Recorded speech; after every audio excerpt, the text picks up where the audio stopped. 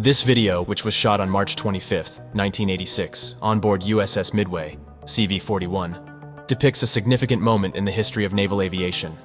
The final F-4 Phantom fighter to be launched from a U.S. Navy aircraft carrier was thrown across the Big 41 on that day.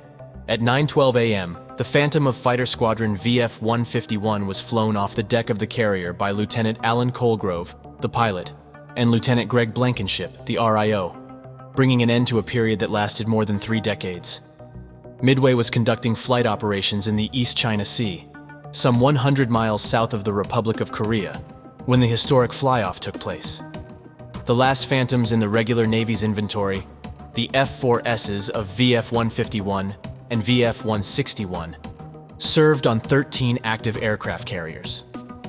Following upgrades made to the ship during its 1987 yard period, Carrier Air Wing 5 was set to receive the FA-18 Hornet, the most modern and sophisticated aircraft in the Navy at the time. In the article End of an Era, written by Joe II Ron Van Islen and published in the April 1986 issue of All Hands, Midway's commanding officer, Captain Riley D. Mixon, said, "With this fly-off, we have witnessed the end of an era, that of an aged but still most effective fighting machine, the F-4S Phantom." The Phantom had been the tried-and-true airplane for Navy aviators for almost 30 years. The U.S. Navy Blue Angels and U.S. Air Force Thunderbirds demonstration teams flew the F-4 for the first time at the same time. The capabilities of that jet have paid off in many ways for the Navy, and I do hate to see it go, Beard said. CDR VF-161CO at the time, John Patton, is a former Blue Angel and has 16 years of experience flying F-4s. He has flown the Phantom for more than 3,200 hours. There simply couldn't be a finer airplane, in his opinion. The F-4 has been a strike fighter since 1961 when it became operational. We carried all the ordnance everybody else had. Plus, we did the fighter missions. The squadrons have a remarkable past with the jet. The final ace squadron of the Vietnam War was VF-151. The squadron took down the final MiG in that conflict while flying off the Midway in F-4Js. In order to fly back to the US, the aircraft left VF-151 and VF-161.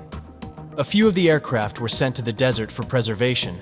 2 were designated for the VX-4 PMS at Point Mugu, California. A number were sent directly to the Marine Corps, and a few more were sent to NAS North Island for some minor repairs and refitting before being sent to the USMC. The planes were still in use by the Marines into the 1990s. CDR Bud Thunder Taylor, then VF-151CO, has 4,579 flying hours, with 1,450 hours in the F-4. He described piloting the F-4. "It grows on you, it smells like an airplane, it makes a lot of noise, vibrates, goes fast, it's really loud. You put it on like a glove. I'll never forget the airplane, and it will always have a soft spot in my heart." It's not hard to see why Taylor likes the jet.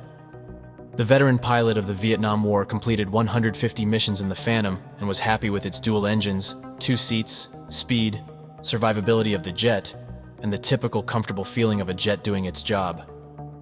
Still, I would not hesitate to take the F-4 into war tomorrow.